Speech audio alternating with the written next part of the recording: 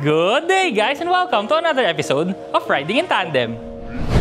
RID, Riding in Tandem, RID. With me, RM, at sa episode na to, pag-usapan natin to, ang X-Force GLS. Ano, ready na ba kayo? Tara na!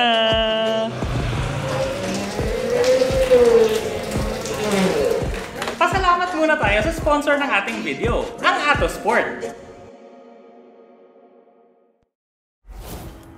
Ito ang Attosport,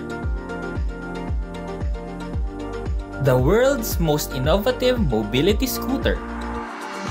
Pwedeng itupi,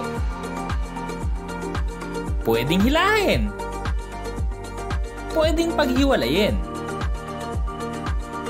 May leather seats at grips. Illuminated ang LCD dashboard. May mga ilaw for visibility. At pwedeng lagyan ng armrest. Mabilis din itong i-assemble.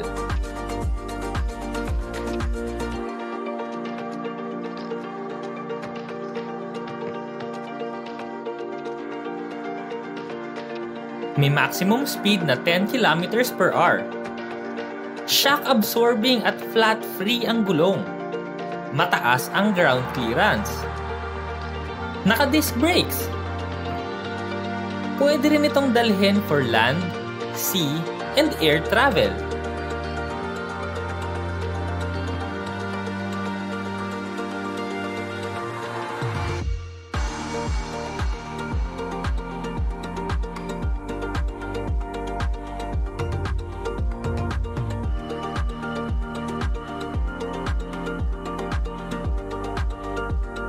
More than 20 kilometers na tuloy-tuloy ang kayang puntahan.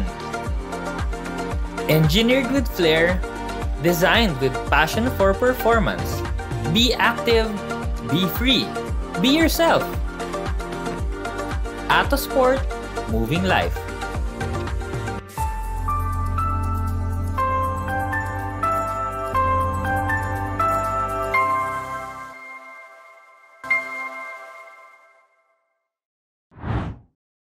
Alam niyo naman mga katandem, dalawa yung variants ng X-Force. So yung isa GLS, yung isa GT. Sa ngayon, kung gusto niyo ng complete review ng X-Force, meron na kaming video nun. Pero ngayon, magpo-focus lang tayo, bakit nga ba X-Force GLS? So tingnan natin ngayon. Sa unang tingin, actually, di ba, parang pareho lang naman yung itsura niya. Ganun pa rin. Pag tinignan mo, yung mga headlights, yung DRLs niya, LED pa rin. Naka-projector na LED pa rin yung mga ilaw. Tapos sa ilalim, meron din tong fog lights. Diba? Parehas na parehas yung itsura.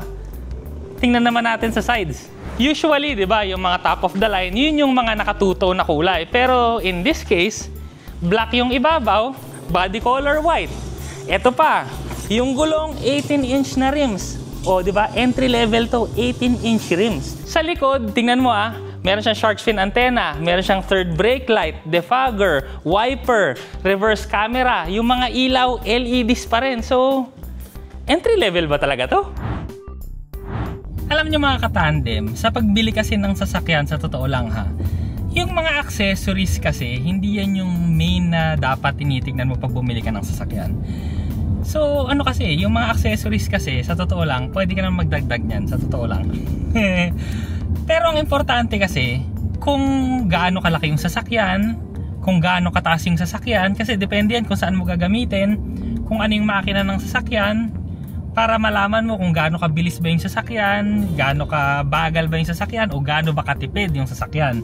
So yun yung mas importante talaga. Pero dito kasi ito habang minamaneho ko siya, so GLS to, ito yung entry level, hindi ito yung top of the line. Pero same pa rin sa top of the line, yung ride nito, komportable pa rin.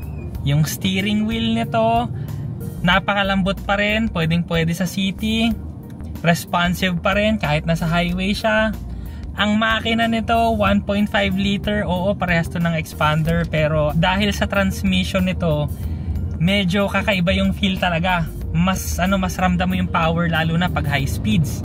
Kasi yun yung dito talaga nag-shine yung X-Force para sa akin 1.5 liter lang, pero dahil dun sa CVT kasi niya, mababa yung rev niya kahit ano yung speed mo. Alam mong ang under nito mas efficient, so mas matipid to sa gas. At syempre dahil nga Mitsubishi at wala tayong mga kakaibang mga equipments na nandito, no, walang turbo, ang kinaganda kasi no, pang matagalan talaga tong sasakyan na to. Kasi more parts, mas marami ring pyesa na pwedeng masira. Pero less parts, less din yung pyesa na pwedeng masira, basic, di ba? Yung mga magagandang gusto ko kasi sa X-Force nandito pa rin. So unang-una, yung instrument cluster niya, ang laki pa rin ng screen. Kung gaano kalaki yung screen na nandun sa top of the line na GT model, ito pa rin yun. Ito yun. Hindi lang yan. Pati yung manibela, di ba? Usually pagka entry level, wala na yan, urethane lang yan. Pero dito, same. Leather pa rin siya, perforated yung gilid, may mga buttons din dito. So ang nawala lang dito, no, yung adaptive cruise control na buttons, kasi yun lang naman yung wala dito. Pero mga katandem, no, maging makatotohanan na rin tayo. Hindi kasi lahat ng driver marunong gumamit ng adaptive cruise control. Yung iba nga kahit ordinaryong cruise control hindi nila alam. Kung ikaw ay yung driver na wala namang pakialam sa adaptive cruise control dahil hindi ka marunong at wala ka rin naman plano na gamitin yon, well, eto okay lang. Isa pa, yung infotainment system na screen na to, kung gaano kalaki yung GT, yun din ang nandito.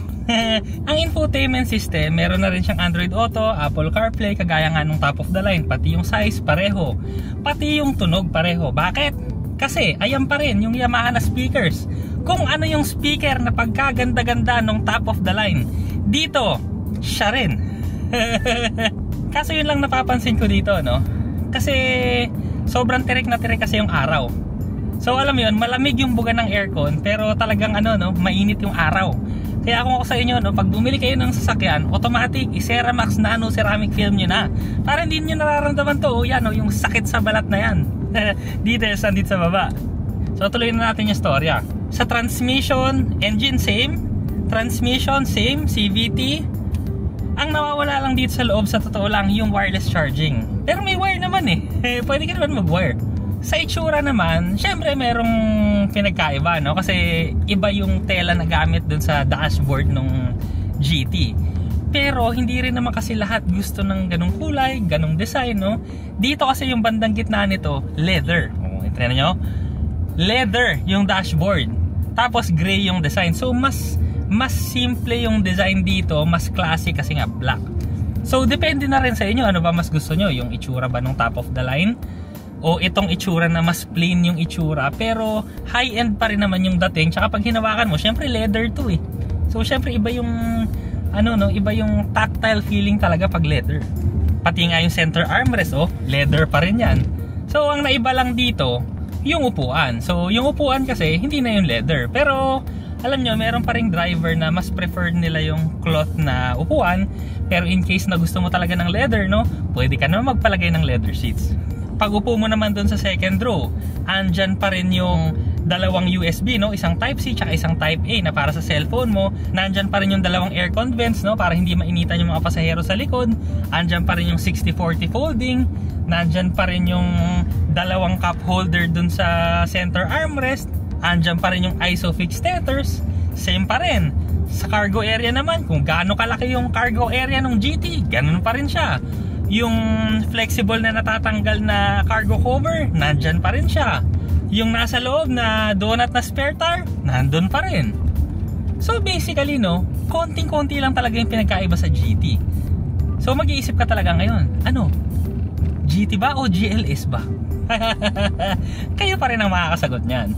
Pero ang masasabi ko lang, no, ngayon habang nagmamaneho ko, dahil nga okay talaga yung suspension ng X-Force at saka yung power nito same pa rin, no? Ito pa rin yung makina at transmission na ginamit namin dun sa pwedeng pang track, pwedeng pang bundok, pwedeng pang araw-araw.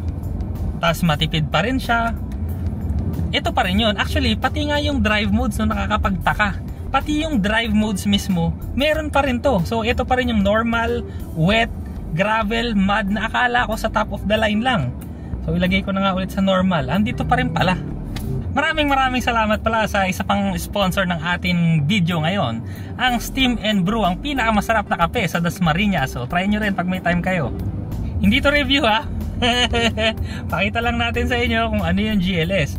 Kung gusto nyo ng complete review, hanapin nyo na lang X-Force RIT sa YouTube.